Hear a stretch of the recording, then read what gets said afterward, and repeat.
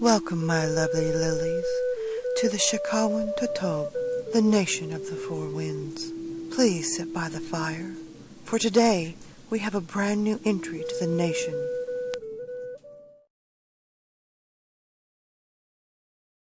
The House in the Shade. These events took place when I was 5 years old, in the rural South. You see, back then my family was always moving from town to town because of my stepfather's work. Among the memories I have of this time include some family secrets that we still don't really talk about. What I'm about to relate to you is one such untold secret we would rather forget.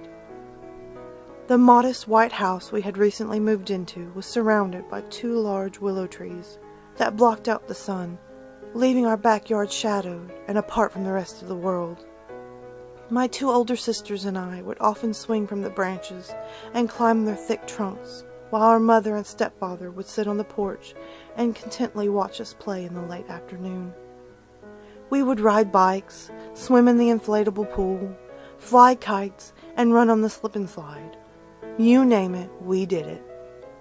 We were very active children and never left a beautiful day unfulfilled. Across the street were a few other homes, and the sweet older couple directly across from us would often sit on their own porch and wave and smile at us as they drank lemonade from a large pitcher and sat in old wooden rocking chairs. Our mother often waved cheerfully to them when we were brought outside, and their smiles and sweetness always made the day more pleasant. Until, that is, a few months after moving into the old white home, our mother got the 3 of us together, telling us there was something we needed to talk about as a family. She told us sternly that we were no longer to wave at the sweet elderly couple across the street. She went as far as to tell us not to even look at them, and if we saw them waving at us, we would come inside and tell her. This was an odd request to us. Nothing about the elderly couple seemed threatening or off in any way. Heck, our own mother was the one who always talked about how sweet they were, to be so friendly. So this request baffled us and continued to baffle us for the rest of our stay in this particular home. But we minded and no longer responded to the couple across the street. Soon they had been easily forgotten as we got on with our lives in our other homes in other towns. That is, until I was 16 years old, having a pleasant dinner, out with my sisters and mother. A rare occurrence for sure during this time of our lives. For whatever reason, over our evening meal, the conversation turned to that quiet old white house and the elderly couple across the street.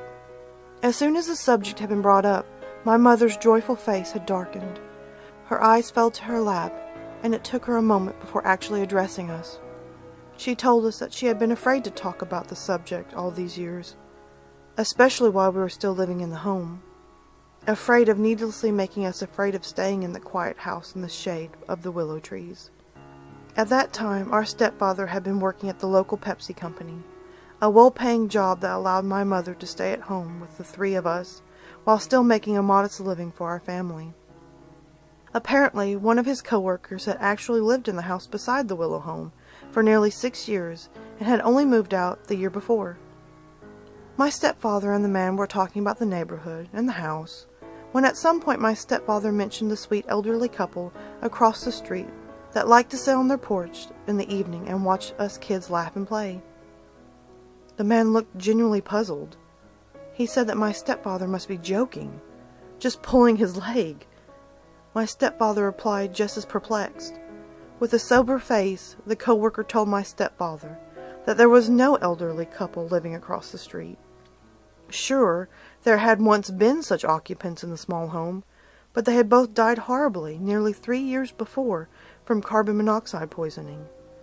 The couple's stove had leaked gas for days before they finally succumbed to the poisoning, and it took longer than that for anyone to find the dead couple. The man knew because he was the one who crossed the street to check on them, only to find the ghastly scene. He recommended we leave the house in the shade.